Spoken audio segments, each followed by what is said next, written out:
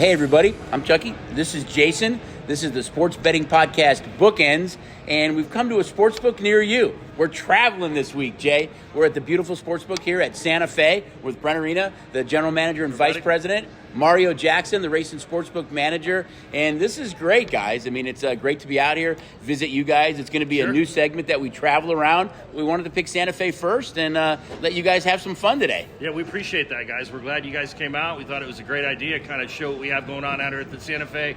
You know, obviously a great sportsbook, great property in general, you know, a lot of great food outlets, and a lot of fun stuff happening out here in the Northwest at the Santa Fe. So, Mario, you guys are doing a great job here. Tell us a little bit about your book. Yeah, thank you.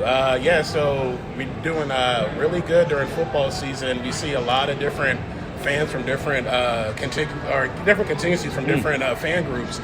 We got a Jets contingent that sets up by the sports bar, and they got their flags out. And they're rowdy as always. And chants after every touchdown, and we got Bears fans that all get together and sit by the bars, and so I mean, two teams that we don't normally get to hear their fans cheering. Bears we do for us. Not a lot of touchdowns coming from the Bears fans, but the Jets have been on fire the last couple of weeks. So what about the Titans? Who's the biggest Titan fan? You know, this guy right here is absolutely right. There's two of us. I'm one of them. That's awesome. We're 3-2. Yeah, they're quietly 3-2 in a division that everybody thought would probably be the Colts, but they've really struggled. Jags have played okay, but hey, when you're coached by Mike Vrabel and that Titan team, it's not going to surprise me if they win that division. Yeah, right? Definitely agree. They're always there at the end of the season, so they'll make noise for somebody. They're on a bye week this week, but I know they have Houston Indianapolis again next. Yep. That's why we picked this week, because we knew we couldn't get anything else in if they were playing, so we picked this week. Well, the Colts and Jaguars going to play each other, so another loss coming from one of those two teams. So I mean, Titans right at the top, and when you got Derrick Henry, we've seen that team go into the playoffs. Anything can happen. You're able to have 20, 30 rushes for him or 200 yards, control the clock, and so I think it's early to try and eliminate these teams coming from the division. The Titans, I think, do have an outside chance, but we can run the ball and play defense. We as a Titan, that is the key ingredient. We can run the ball and play defense, and that does well in January. That wins football games. There's no question about it. So Mario, real quick, I mean, I know last night was puck drop. Yes. The night started off. How was the crowd in here? The atmosphere. What's kind of the buzz about the Knights this year in your book? Oh, it was a great crowd last night. Definitely a lot of buzz for the start of the season. Get a nice group of Knights fans that are here for every game.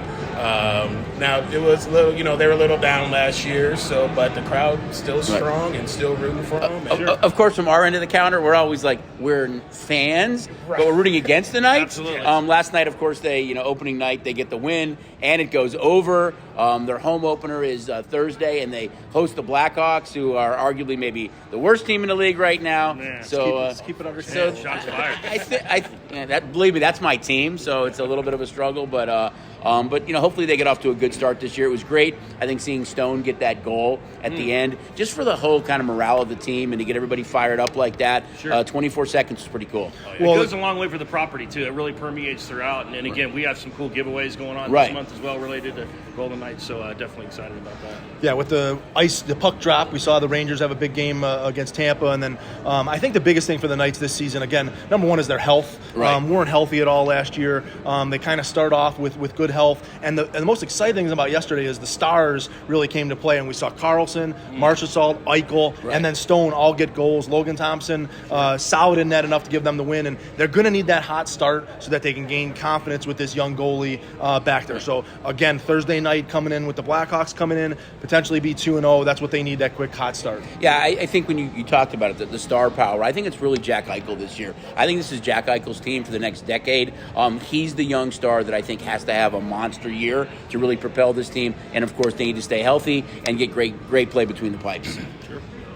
So anything else you guys want to chat about as far as the property goes or the sports book? Mario, we're thrilled to be out here and have a chance to visit you guys. Well, I mean, it's just October, and especially the beginning of November, it's just a great month for sports and racing in general. You've got the baseball playoffs, football in full swing. Puck drop in hockey, NBA starting next week for their regular season, and then we got the Breeders' Cup coming up in a couple weeks. Big NASCAR race this weekend as well. Big Vegas this week, so it's just a great month for sports in general, and it's very exciting in the books. Very exciting. The banter that goes on here between our guests. Everybody's a fan of somebody. It just makes for a great environment all the way around. Certainly on Saturdays and Sundays, it's a lot of good, friendly, going back and forth, and it's just a good time all the way around. Yeah, it's a beautiful book. I mean, huge wall boards. If you haven't been out here yet, come out and experience the sports book here. As these guys have said, the atmosphere, the vibe, it's second to none. It's a great place to come watch the games, have some fun. Even if you have STN Sports, you can still hang out here and make your bets and watch all the games here. I think it's a great spot. We really appreciate you guys kind of jumping on this week, and it's our first traveling bookend, so we wanted to pick Santa Fe's book and have you two guys on to kind of have some fun today. But have a great weekend, and everybody kind of come out. If you're in the sports book, make sure you stop by and say hi to Mario. And when the Titans are playing, you can probably find Brent out here with a big smile on his face, especially when they're winning. Absolutely. The other thing just about Santa Fe, one of the things that when I walk in here, it's not just the sports book. They have one of the best race books in town, and a lot of race players. It's a great place to make your race bets and stuff like that. So again, always on both sides of our business, both from a race and sports standpoint, but really love the job you guys are doing up here from a race book standpoint. Yeah, we get a great crowd for race as well. So again, just all together, it's a lot of fun down in the book. And Breeders' Cup, as Mario touched on, is right around the corner. What an atmosphere when you look at these big wall boards here, these big screens, to see these horses thundering down the stretch. You can see the dirt kick up. You can hear it. The atmosphere is second to none. Come out and check out the sportsbook, Racing Sportsbook at Santa Fe. It's football season, baby. And you know what that means. It's time to bet your buns off. And when it comes to sports betting, you better bet with the STN Sports App. So what in the heck are you waiting for? Download the STN Sports App today and trust the local favorite. Hey, everybody. We're back at Santa Fe's Racing Sportsbook, our traveling sportsbook podcast this week. And again, I want to say thanks to both Brent and Mario for joining us this week, Jay. I mean, it's really great. I mean, it's a beautiful sports book. It's a beautiful property. And having a couple guys on to kind of talk about what's going on in their world was kind of fun. Yeah, I mean, we're always at Red Rock and coming from Sunset Station and appreciate the property that we have. But it's great to get out. And, again, you go to any of our sports books. They're all kind of destination sports books, great places to watch a game. And no mistake here at Santa Fe. This is an awesome place to check out the sporting events. And as I said earlier, if you guys haven't been to Santa Fe, come and check it out. I mean, not just the Racing Sportsbook, but all the amenities, as Jay kind of mentioned, and Brent and Mario. Phenomenal restaurants, great gaming, really cool entertainment here. So a lot of good stuff. Monster bar with incredible viewing just right in front of us.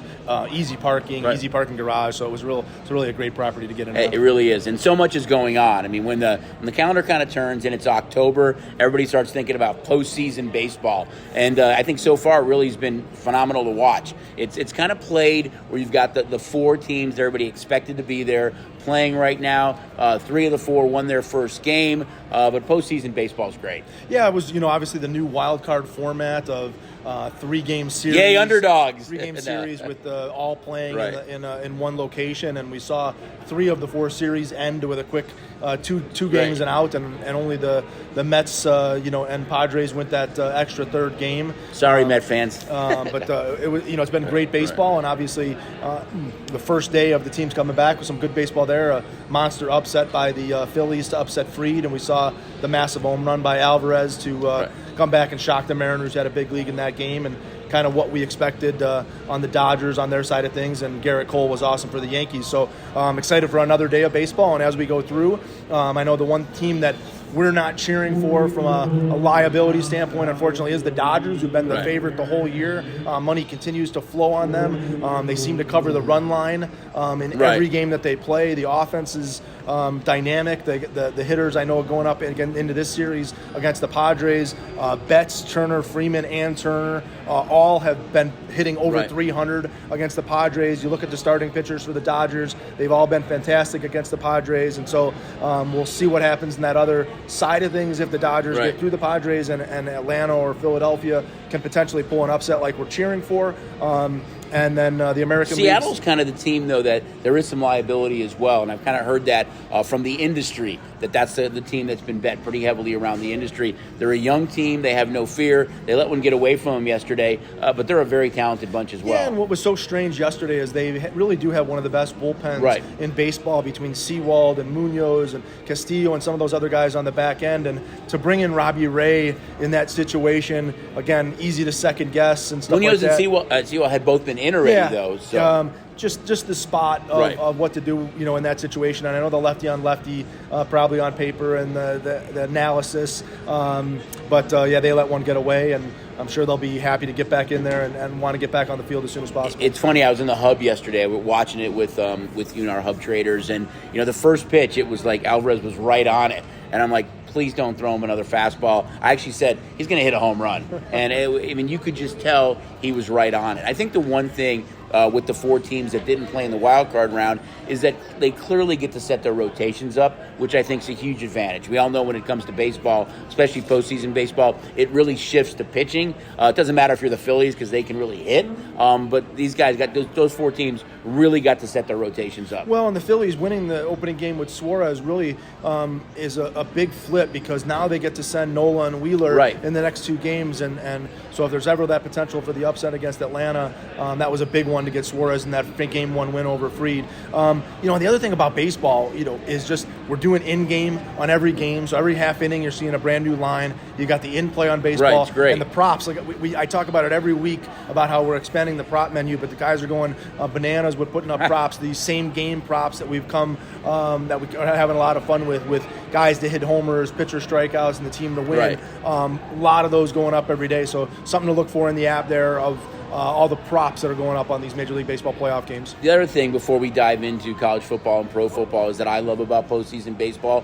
is you have day baseball. You've got games that are going throughout the course of the day. We had 4 games yesterday, which I thought were pretty cool. Yeah, get another 1:30 and kind of a break today with the 2 games in the National League. Then we'll go to the 2 games in the American League, and then by the time we hit the weekend, we'll see that 4 games going on again. And hopefully we get some long series. This is a best of 5 as we sit here in this round. So hopefully it's not some 3 and outs, and we get a couple games to cheer at the TVs for. Well, from our side of the counter, we're definitely going to be rooting for some long series, because that means the underdogs do win a few games. But all right, so we've talked a little bit of baseball. We've touched on hockey a little bit. We're going to dive into college football now, guys. And there's 6, what a weekend of college football. Oh my God! I mean, 6 games that feature both teams that are ranked. So it's going to be fun this week. Which one do you want to touch on first? Let's dive into, how about a little Penn State and Michigan? Penn State ranked 10th in the country, Michigan number 5. This one, as far as ticket count goes, Jay, Penn State's getting a touchdown here, but about 51% of the tickets are on Penn State. So really almost evenly divided there. 63% of the tickets are on the over, and 70% of the tickets are on the Michigan money line. But I think it speaks volumes that you've got the number 5 team, the Michigan Wolverines, but more tickets are on Penn State getting points here. Yeah, I really, the one to me was 63% tickets over the 52. Michigan, both these teams, Penn State 5-0, Michigan 6-0, but Michigan is 1-5 in their 6 games on over-under. So 5 of their 6 games have gone under the total. The last 4 times these 2 teams have played, all those games have been gone under this total of 52. And last year it was a 21-17 victory for Michigan, again, an under. So 2 teams I think they're looking at the way Michigan has been scoring this year, against some lesser teams. And when you start to get in this situation, the teams play a little bit tighter, 5-0, 6-0. And this is definitely, all these games that we're kind of are talking about almost have national championship implications as these undefeated teams look to go on. So a little bit shocked that we're seeing that many tickets on the over in this situation. Another game, number 8, Oklahoma State against number 13, TCU. This Horned Frog team has been really impressive to me. You've got 54% of the tickets on the Frogs. They're about a little over a field goal favorite. 86% of the tickets are on over the 68, and you're still seeing some love for TCU on the money line here. So the bettors are really backing TCU right now at home, hosting number 8 Oklahoma State. Yeah, and if you go and really look at why TCU is getting this backing and sitting there undefeated at 5-0, as well as Oklahoma State at 5-0, TCU pulls off the big upset going to Oklahoma, which, again, after the they dominated that game. But then Texas put a thrashing on Oklahoma as well. So I don't know you can put too much stock in what's going on there. Dylan Gabriel out for Oklahoma. TCU did what they needed to do in that game. Then they go and they upset, not really upset, but they beat Kansas. They were a 6.5, 7-point favorite at Kansas. College game day going to Kansas. TCU gets the big win there. So this is a 5-0 Oak State team versus a 5-0 TCU team.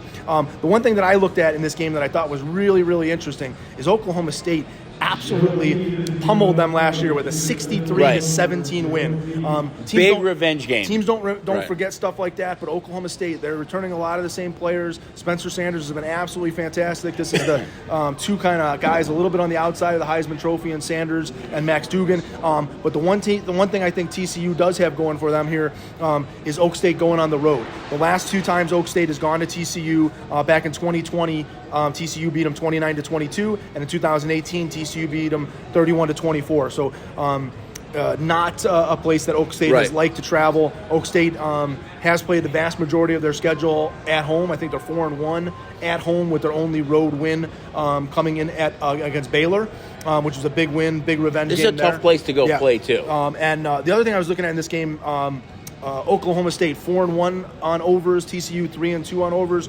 So maybe a trending on the over here where you see 86% of the tickets over 68 points. But again, two teams 5-0. You get a little bit more conservative, look for your spots, and not just play wide open football. So I think that'll be interesting to see how this game plays out for both these teams. Another game, and I don't think we would have thought about this game being kind of one of the marquee games that we're going to highlight, would be number 15 NC State and number 18 Syracuse, which I think is a huge surprise.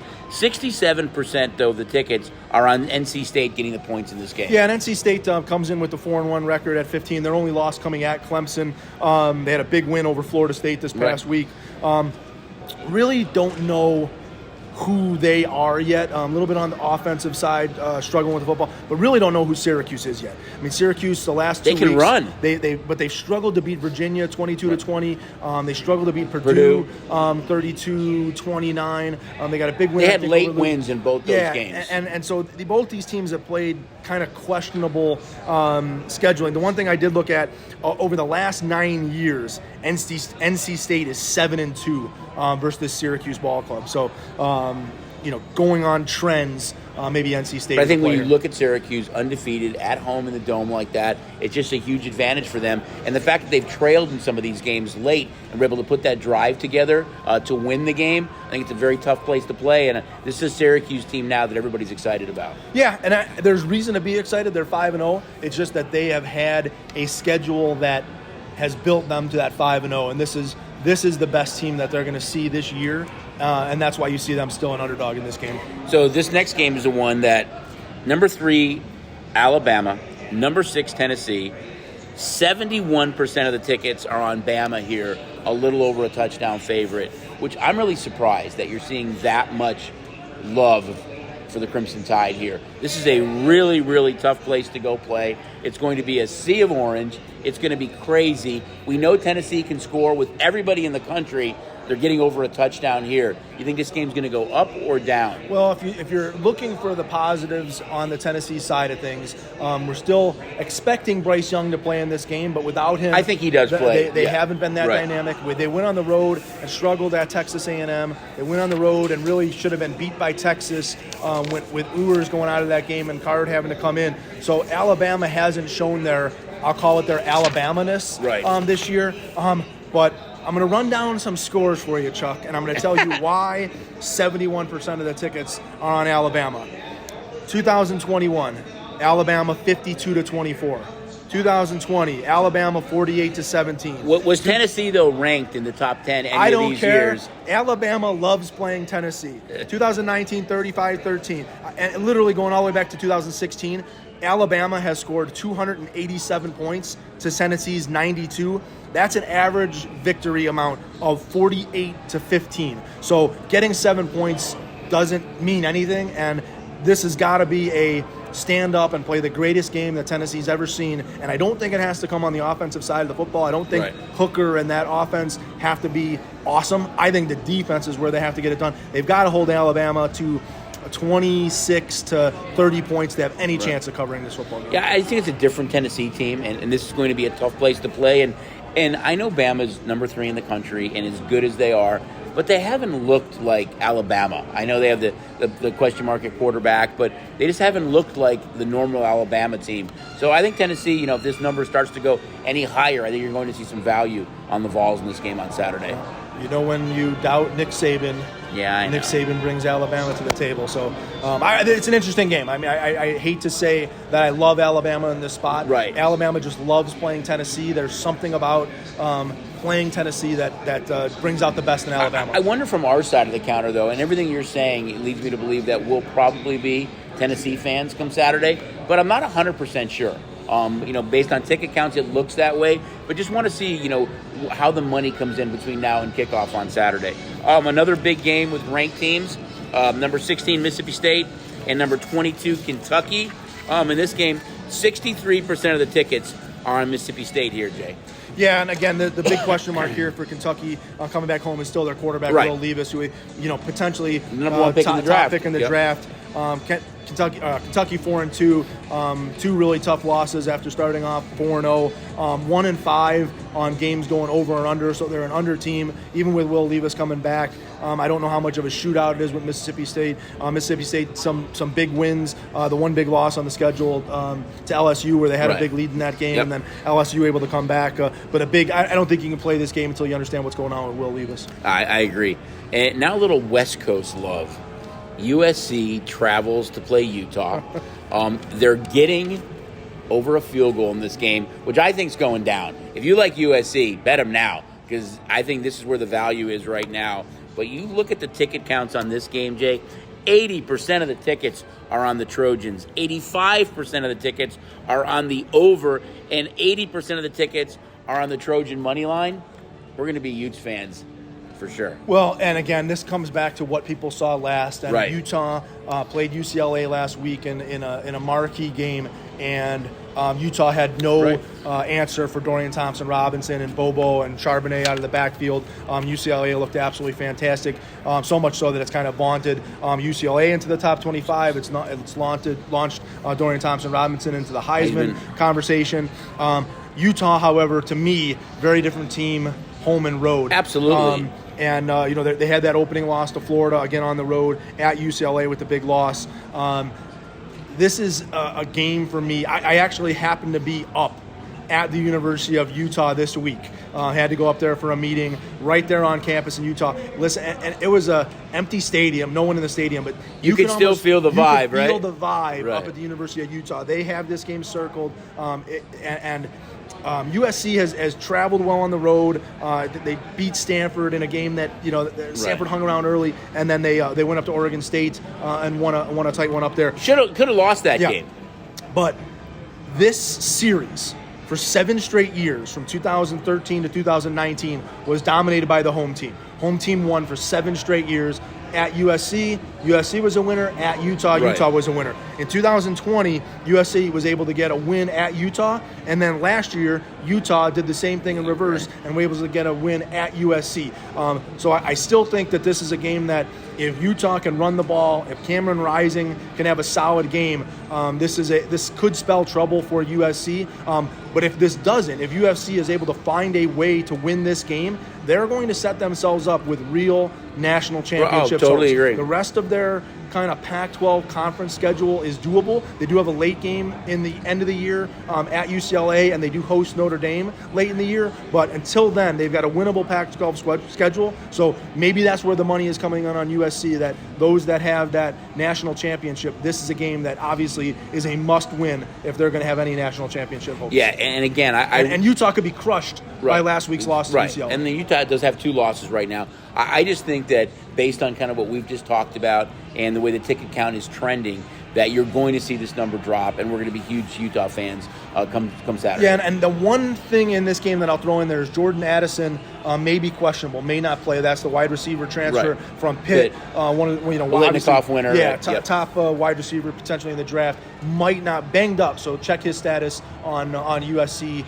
if you're going to back the Trojans here. So we touched on, guys, these are 6 marquee games, all feature both teams that are ranked. So it is a tremendous college schedule this weekend. There's a lot of other great games too, but these are the 6 that really kind of jump off the page. They're scattered throughout the day. Some of these games kicking at 9 a.m. And for last man standing fans out there too with college football, while we're still on college football, 29-08 started the season.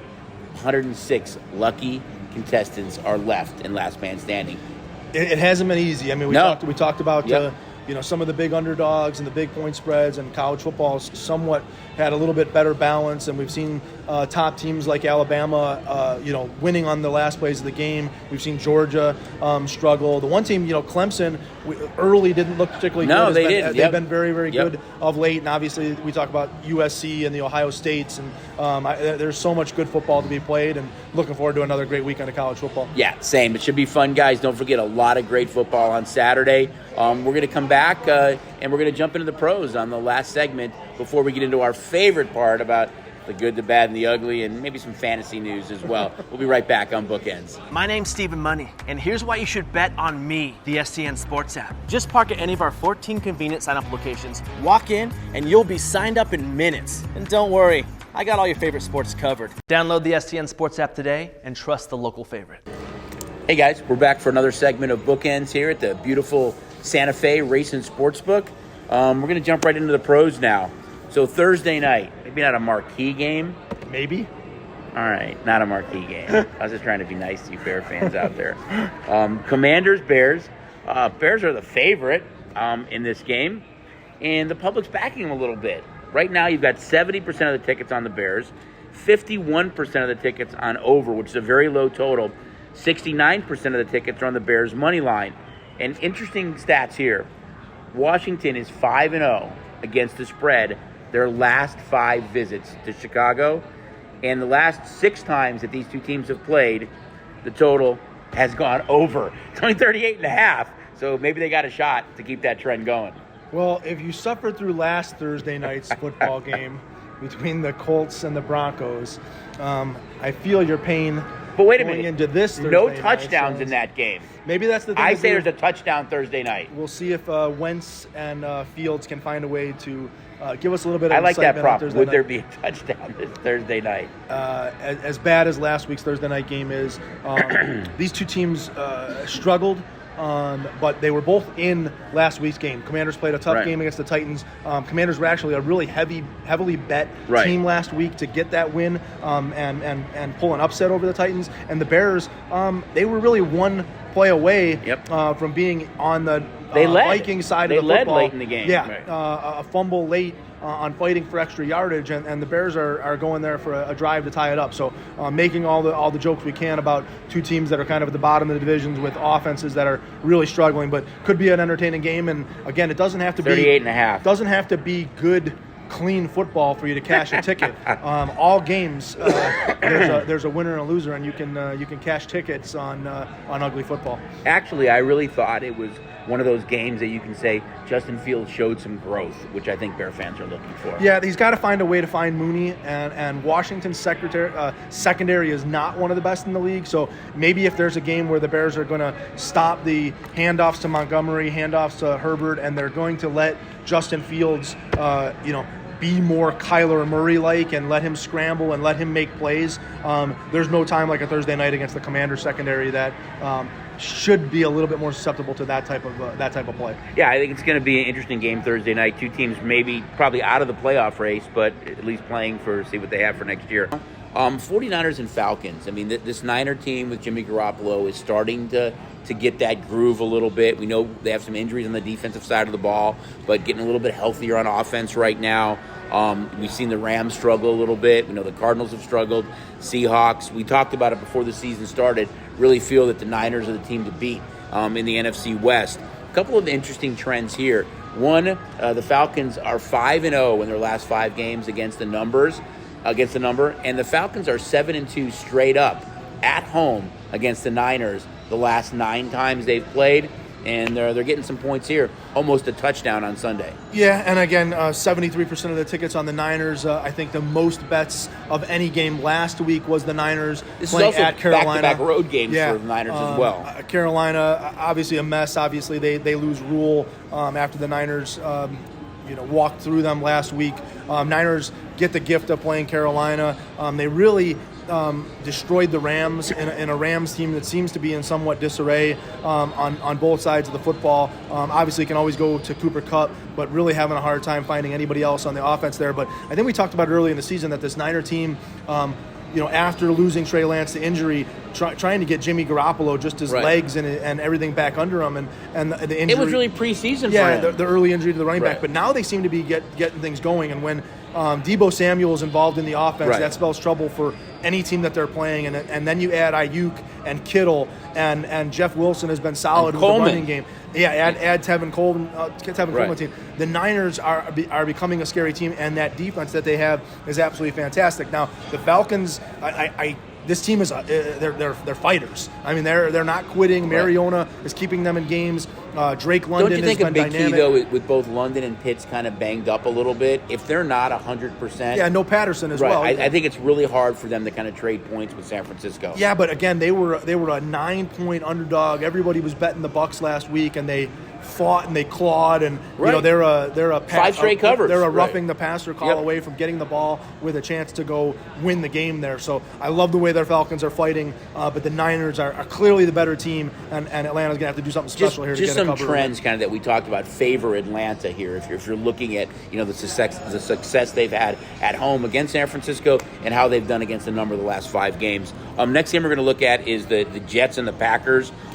Maybe a little surprising, only 54% of the tickets are on the Packers in this game. We know they had their struggles in London against the Giants, so they're playing back-to-back New York teams. 72% of the tickets are on the over. 74% of the tickets are on the Packers' money line. A couple interesting stats here. Maybe if you're going to bet the Packers, and that's why we're seeing 74% of the tickets on the Packers' money line, they are a whopping 16-3 straight up at home their last 19 games. But the Jets are 4-1 on the road against the number their last 5 games. So maybe the Jets getting points here, especially if this game gets above 7. Maybe there's some value on the Jets on Sunday. Yeah, and again, we saw the Jets last week pull the big win over the Dolphins. Again, no Tua Tagovailoa for the Dolphins. Teddy Bridgewater gets the start, goes down in the first play, and the Dolphins have to turn things over to Skylar Thompson, who really wasn't able to get anything going on offense.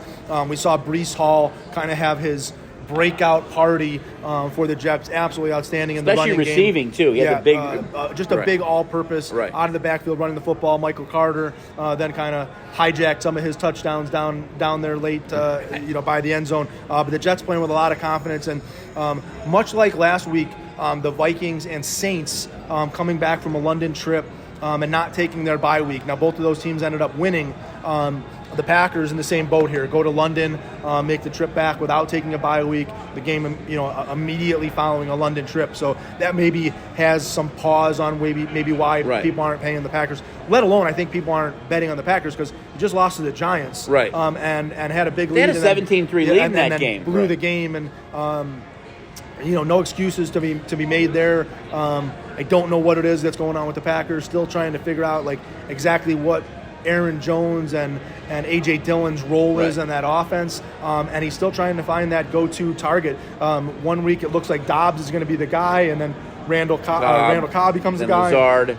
Trying to go to Lazard, so he's still trying to figure out who his Devontae Adams is, and it would be best to see all 3 of those guys involved in the game and sprinkle in a Tanyan and give him some weapons to go to. But all is not right in Green Bay, but a big win, a big home win here maybe reverses the course. I wonder what number 12 was thinking about when he was watching the Monday Night Football game with the Chiefs and the Raiders and Devontae Adams getting behind the secondary on 2 bombs. Just wonder what he was thinking that night.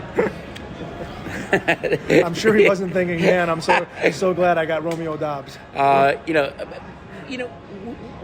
What kind of turns me off sometimes is the comments he makes. He just signed the 4-year deal. It's a $200 million deal, $50 million a season, highest paid quarterback, and maybe I'll come back next year depending on how my young wideouts develop. I just think it's counterproductive.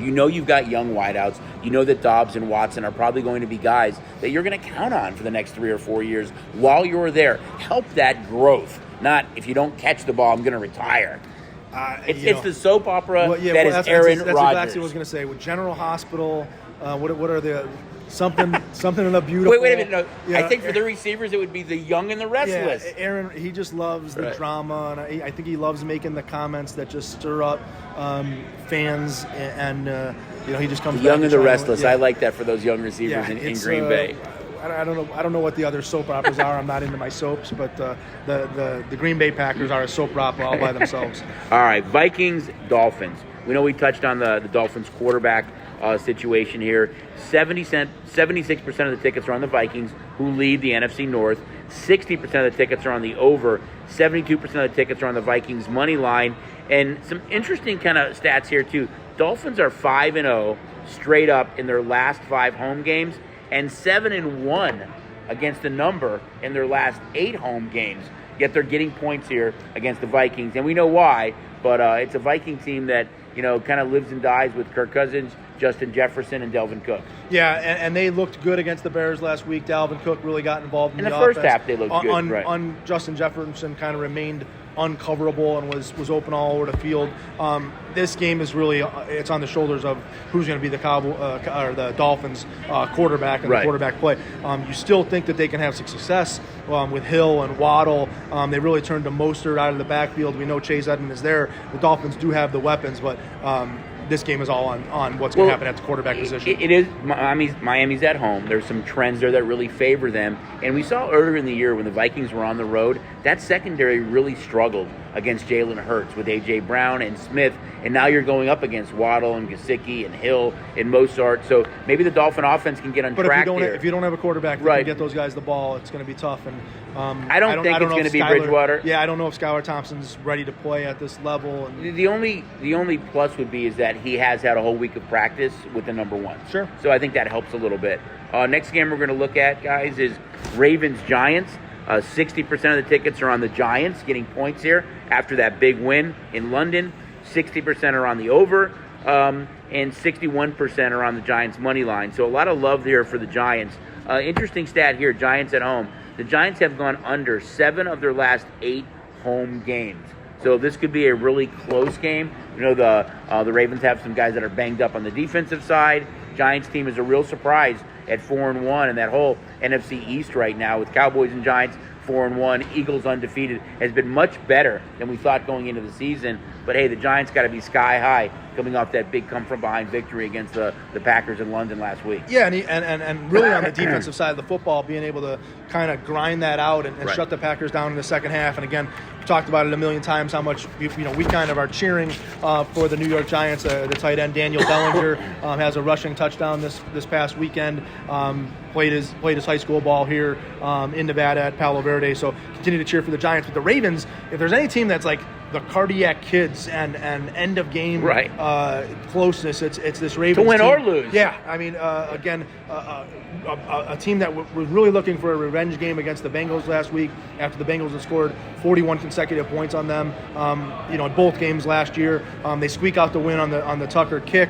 But didn't you really feel though when the Bengals went down and scored that touchdown? You're like, oh yeah, and they went down and scored without T. Higgins really playing in the game. Chase wasn't really that awesome. Mixon wasn't that awesome. The Bengals just kind of found a way to stay in the game, and it really was a lot of missed passes by Lamar Jackson, wide open receivers that he had missed, wide open receivers that he threw for interception. So Lamar Jackson, who'd been arguably one of the top quarterbacks and putting up all the stats in the world, really had a down game, and they were still able to pull out a win. And again, keep harking on the Giants are coming back from their London trip.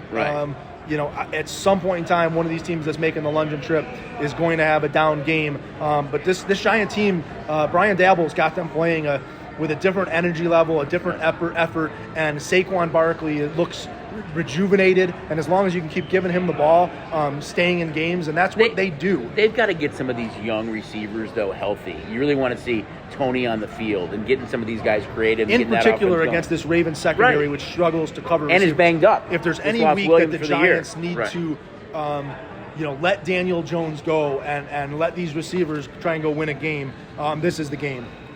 No, I agree with you. Next game, Bucks. Start clean again. Say next game. Okay. Don't block this up. Okay. Keep pushing it. All right, ready? All right. Next game we're going to look at is Bucks Steelers. 74% of the tickets are on the Bucks, 72% are on the over, 87% are on the Bucks money line. Tampa is 5-1 against the spread in their last 6 road games. Pitt is 5-1 against the spread in their last 6 games against Tampa. But you look at the Steeler team, and the change at quarterback. Kenny Pickett is still going through some growing pains. Najee Harris has really struggled this year. That offense looks out of sorts. If you look at the analytics side of it, they're saying the Steelers are on pace right now to be a top 5 draft pick right now. Not the same offensive team we've seen in the past. I would love to tell you that I have good things to say about the Steelers and argue why 74% of the tickets are on the Bucks or 87% of the tickets on the Bucks money line. But I think this is one of the worst teams in football. As much as we talk about the bad Colts and how bad the Jets or Commanders or Bears, I really think the Steelers are going in the wrong direction. The injury to Watt, I think, really hurt defensively. They're hurt there. I know that the change at quarterback early in the year, but Najee Harris, they talked about force-feeding him the football and him being able to put up stats. He looks awful. Their running game is non-existent. Right.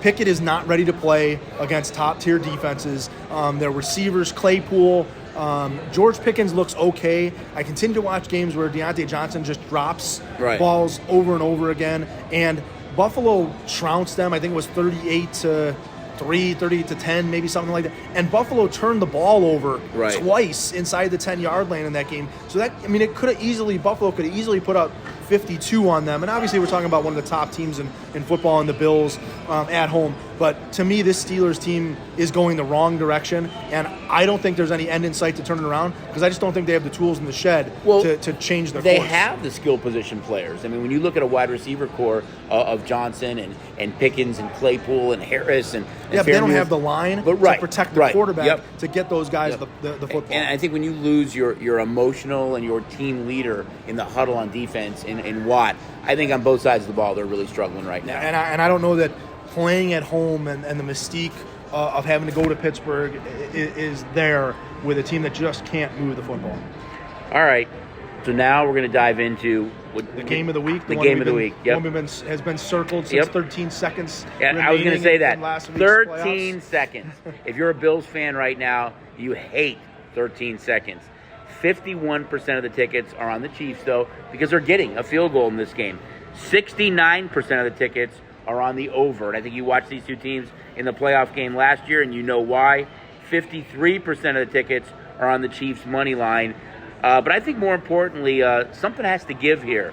Kansas City, 10-1 straight up in their last 11 home games. Buffalo, 9-2 straight up in their last 11 games. So, hey, something has to give. They played arguably one of the greatest games ever in the playoffs last year. We know the 13 seconds. We all argued they shouldn't have, kicked it out of the end zone. They should have kicked. They gave Patrick Mahomes that time. Kansas City goes down and wins that game. But this is a great game, probably the best game on the Sunday slate. Yeah, and Buffalo has absolutely been dominant at home, destroying Pittsburgh, destroying Tennessee. On the road, they had the opening night win against the Rams. Again, the Rams aren't the team that we saw just win the Super Bowl. There are things going on in Los Angeles that team's not playing the best football. And then they went on the road and struggled at Miami, and they struggled against the Ravens. Should have lost both. Split those games, but again, didn't look particularly good. So heading back here out on the road against Kansas City, again, a short week for Kansas City from playing Monday night. And I promise you, Buffalo will find a way to cover Travis Kelce, much unlike the Raiders, who seem to not know who number 87 was and that we should just let him roam free throughout the red zone. Buffalo will concentrate on Kelce and win, make them beat somewhere else. I have one question. Don't you think, though, Kansas City has to find a way to cover Gabe Davis? Yeah, no, we're talking about two guys. I know. Kelce had a big game, and obviously Davis had a monster Davis game against that team. Not roam free, and again, Gabe 4 Davis, touchdowns. Gabe Davis had the monster game last year, and Gabe Davis kind of rejuvenated himself. He had a touchdown in the first game against the Rams, disappeared for several weeks. He was banged up, battling an ankle injury, and then had the 2 long touchdown passes. So clearly Josh Allen wants to attack with him down the field. He's their big play guy to go along with Diggs. But Buffalo really has so many weapons, and really it starts with Josh Allen. Because he can throw the ball, he can run that football. I don't know, when you look at this game and really ask yourself, I have no idea how you can have the gumption to say, I want to bet this game under. I was going to say the same watching thing, the right. Raiders put up 17 points early, watching Devontae Adams have huge success down the field, knowing that Buffalo is going to continue to try and attack that same exact way. And Kansas City, it's Patrick Mahomes on a Sunday night. He's going to find a way to score. And the fact, I don't even know who's going to kick for the Chiefs, but I don't think they want to kick or care to kick because they just want to go for it. There might be no kicking in this game. They're going to have to go for these 4th and 1s, 4th and 2s because they know the other team can come back down the field and score on them. So I think you'll see some really aggressive coaching here with these guys going for it in those 4th down situations. It's funny you touched on the total because I think it's like 74% clip on the primetime games have gone under this year, which is really uncharacteristic. But we saw the Raider Chief game go flying over, and in this particular case, I just don't see how you keep this game under with these two offenses. I tell you, we're going to look for the prop because we're going to put a prop up on this game on over-under number of 2-point conversions. I like it. Maybe attempted or converted. Because I think we're going to see some 2-point conversion in this game as these teams try and outmatch each other and maybe try and go win the game because they made a 2-point conversion. I like it. All right, Sunday Night Football now. I think you make a case how good the Buffalo-Kansas City game is. This is a huge marquee matchup. The only undefeated left in football, the Philadelphia Eagles, the Cowboys, who are 4-0 with Cooper Rush at quarterback, 5-0 since he's been a starter for them over the last 2 years. This is a great matchup. I mean, the whole NFC East is so much better than I think we thought it would be. And I think it's probably the biggest test for the Eagles. If you look who they've beaten, it's not the best. It's not the best teams. But the Cowboys went and had that big road win against the Rams. But here's some interesting trends, Jay, in this game, too. So the Cowboys are 5-0 against the spread in their last 5 games on the road. The Cowboys are 5-0 straight up in their last 5 games. But the total, when these two teams play, 6 of the last 7 times in Philly has gone over. Yet both teams have pretty good defenses. The Cowboys' defense, you can make a case, is the best in the league. Yet these stats tend to show you that there could be a lot of scoring in this game. I don't think it's going to be Prescott. I think it's going to be Cooper Rush again.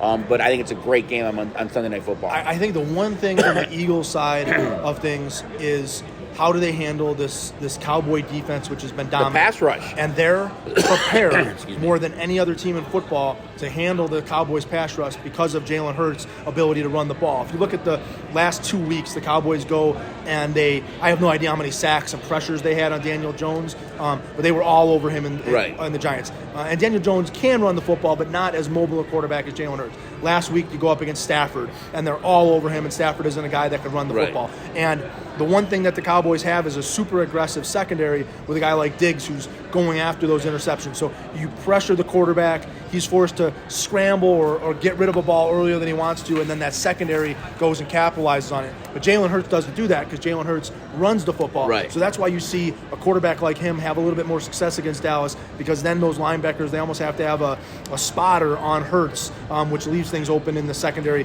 If he decides not to run, you're in man-to-man coverage on that back end, and the Eagles can have big plays. And again, a guy like A.J. Brown, who has had kind of disappearing act game to game. Devontae Smith has kind of been his go-to possession receiver. A.J. Brown could be in line for a big game here as they look to shoot the ball down the field, and most likely not, like you said, not going to see Dak Prescott. So it's going to have to, again, be Cooper Rush. And last week, more than any game previously, they really kind of handcuffed Cooper Rush. Right. They didn't really let him throw the ball a ton. It wasn't a big involvement from Gallup and Lamb. It was more of a Pollard, Ezekiel Elliott type game. And I think that was because they really had the Rams figured out. They were concentrating on the defensive side, didn't want to make mistakes on offense that put their defense in bad situations. But they're going to have to go and win this game on the offensive side of the football. I think you're right. There's going to be a lot of scoring in this game.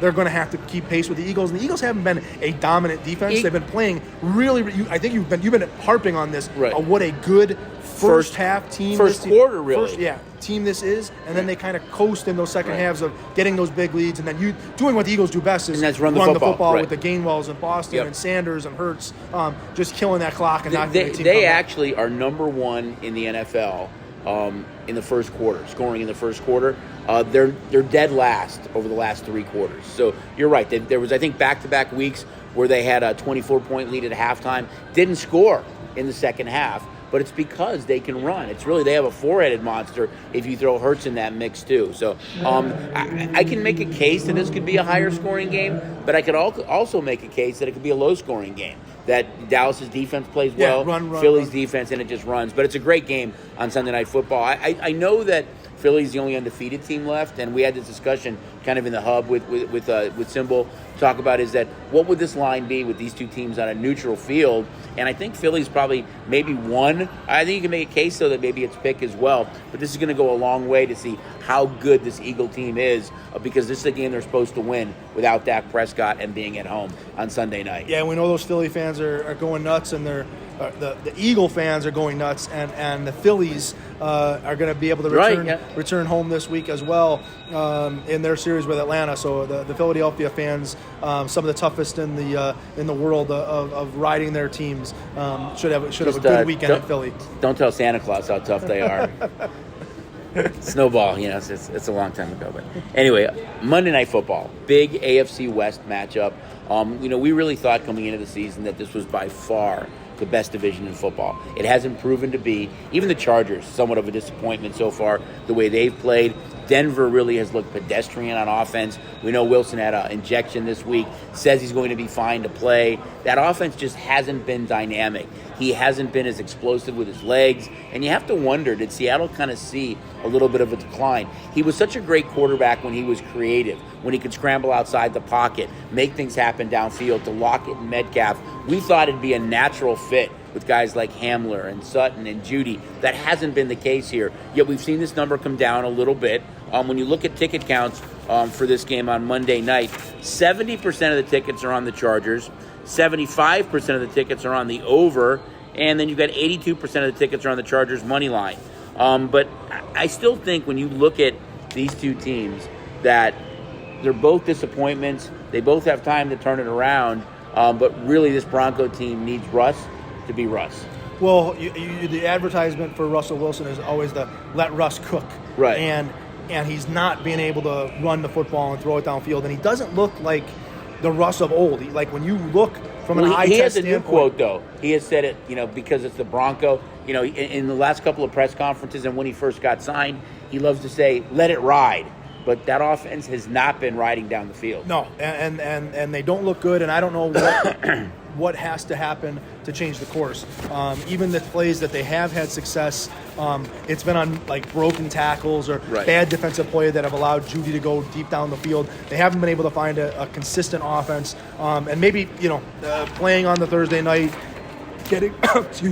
getting some extra rest going into the Monday night game. Maybe they can find it. The Chargers return home after 2 games on the road. Again, a big road win at Cleveland, a game that they were heavily bet against. A lot of action on the Browns. Did everything they could to lose that game. To find a way, some questionable calls on the offense, going for it on a 4th and 1 or 4th and 2 on their own side of the football late in that game.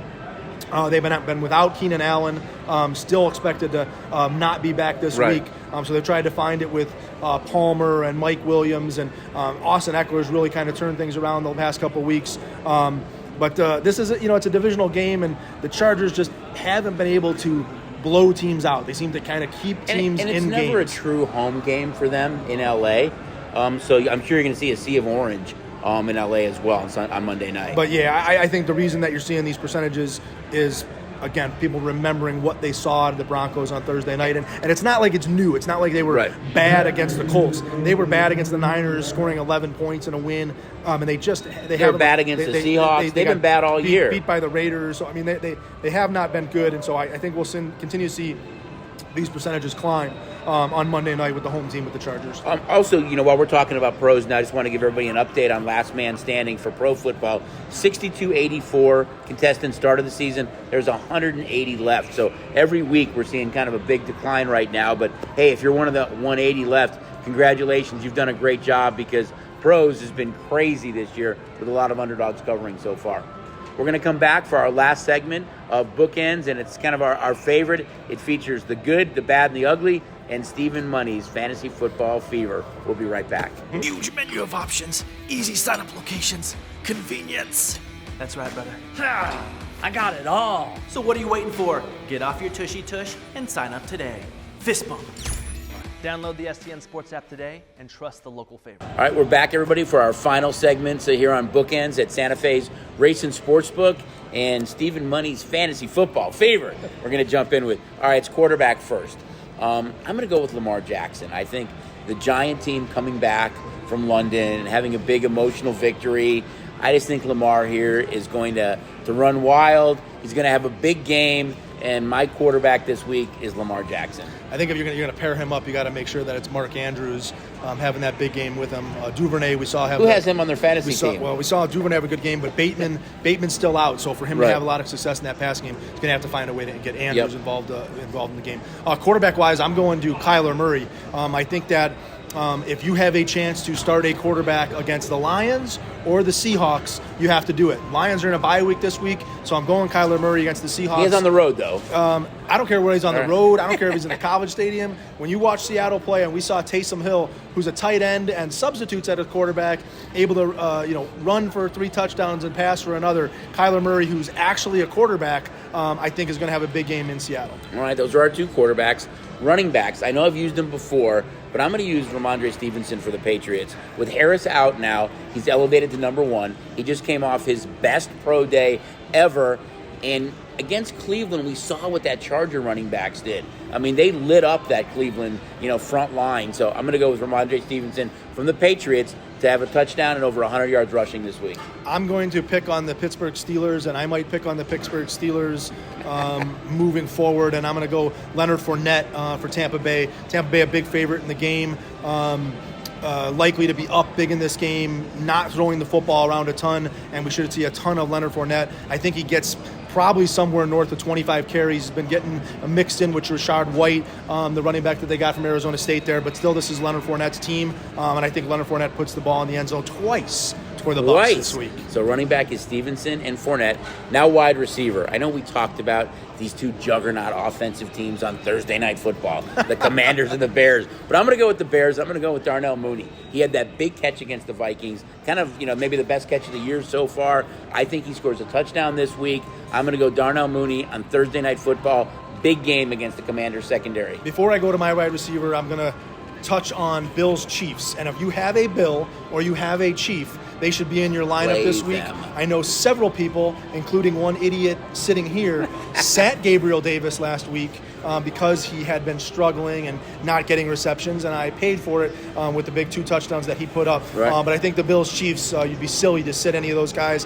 And I mentioned earlier, I'm going A.J. Brown and the Eagles as my wide receiver. I think that Cowboy secondary has potential to be fantastic and make big plays on the interception front to make big stops, but I also think they're susceptible to the really big play, and I think Hurts and A.J. Brown put on a show with a big player or 2 for the Eagles. So our receivers, Mooney and A.J. Brown. So we've kind of touched on that stuff. Now we're going to get into our favorite segment, the good, the bad, and the ugly. I'm sure John has queued up the music right now. We love it. All right, the good. I know it's October. We kind of touched on it. Anytime October comes around, it's a baseball season. Baseball postseason, I should say. And hats off to the wild card, the underdogs in the wild card series. All 4, 3 of the 4 won. They swept, and you had a great series, in the other one. But I think hats off to good baseball, wild card, underdogs. Great job. I'm going to go to my good, and as much as I'm a Cub fan, and I really hate doing anything with the. I tried to talk you out of it with the St. Louis Cardinals. I tried, everybody. The way Albert Pujols finished off the season, the way he finished off his career, the last month and a half of captivation of his home run chase to go along with Aaron Judge's home run chase. It was really awesome to watch the end of the regular season, despite the playoff races and everything going down the stretch. The Albert Pujols, Aaron Judge home run chase, and even so much more the Albert Pujols and Yadier Molina, Adam Wainwright kind of swan song. Now Wainwright may be coming back, but Molina and Pujols on their way out was really, really something special to watch. The bad, I'm going to stick with baseball. Sorry, you Met fans, but you led the division for all but 6 days. You had the rotation set up with Scherzer and DeGrom. You found a way to lose at home against the Padres. So I think if you're a Met fan, It's a really disappointing way to finish the season, not even making it to the second round. So for me, the bad is the New York Mets not getting out of the wild card round. I'm gonna go the Raiders for my bad. You start off 0-3, get the big win over the Broncos, have a chance to go beat the Kansas City Chiefs by jumping out to a 17-0 lead, and looking like the team on the field that was the better team. Going into your bye week this week, had a chance to kind of get back in the division, and you blow that 17-0 lead, and you'll just let Travis Kelce. What do you have? How do you not cover him? 7 catches for 25 yards. I mean, you covered him the whole way down the field, and he got to the red zone, and and it wasn't like they were contested passes. He was literally wide open for 4 touchdown passes, and that just can't happen in today's NFL to allow yourselves to be beat by essentially the number 1 receiver on their team. Yep. All right, the ugly now. And before I get into the ugly, I think that we should kind of decide when quarterbacks start wearing flags, for the roughing the passer. Should they be a standard color for the entire uniform? For the entire league, or is it more blending with your team? But it's got to be the ugly, the roughing the passer calls, which really affect the outcome of many games. Yeah, it's frustrating to watch, and I think this is why we put it on our ugly list in that we're all feeling it, whether you won the Tampa game, whether you lost with the Falcons, whether you won the Chiefs game or lost with the Raiders. These questionable calls on roughing the passer, which look like tackles, they look like sacks, unnecessary roughness, roughing the passer, whatever it ends up being, it just doesn't look right. It's bad for the game. They've got to find a way to get it fixed. In particular, the one on Brady, where the flags seem to come out late. Jarrett seems to do everything he can to just roll, tuck doesn't and slam roll him like down. you're supposed to do. And then to on top of it, watch Tom Brady kick him after he's getting off, and the penalty being on the defender who's being kicked. It doesn't sit right, and it makes the game hard to watch from both our standpoint, a fan standpoint, a betting standpoint. Got to clean up these bad penalties. They're game altering in some cases when this occurs. Maybe that is something that needs to be reviewed, but I think it's more glaring is when they go to the booth and they have somebody who's the head of the referees association or an ex-referee who's commenting on this, and it seems like almost every time they're saying it's called incorrectly. So how does that happen? In the case with Jarrett, he was taught when you sack a guy like that, it's the tuck and roll. So you're not putting your body weight on him. That's exactly what he did, and they still threw the flag. So I think that really needs to be cleaned up a lot. Yeah, I don't know what the answer is, and hopefully the NFL Flags. has the ability to do something with it, and hopefully they can do something to change it quickly. We saw Major League Baseball take steps to kind of change their game with the shift and that type of stuff, and so I think it's we all want to see something that makes the game seem more fair, and that we're getting the calls one way or another with a little bit more consistency. I couldn't agree more. Well, gang, that's going to wrap up this segment of Bookends. It's great to be here at beautiful Santa Fe's property, Race and Sportsbook. It was great having Brent and Mario on, and if you haven't been out here, come check it out. It's a beautiful property, a phenomenal book, a lot to offer, just a great place to play. No, I'm looking forward to the weekend, and again, if you can get out to Santa Fe and watch the games or any of the other station sports books, the El Cortez, the Wildfires, we've got the bonus still going on, up to $500 for all new signups on the mobile app. And again, check out the mobile app for all the props that the guys are putting up, not only on baseball, college football, hockey, NBA, and obviously the NFL. The menu is absolutely incredible. Yep, it should be a great week. We got to find a way to bring Teaser out here when we're traveling too. Maybe you can put a little leash on him and walk him. But guys, it's been great being with you. We'll see you guys next week on the Sports Betting Podcast, Bookends.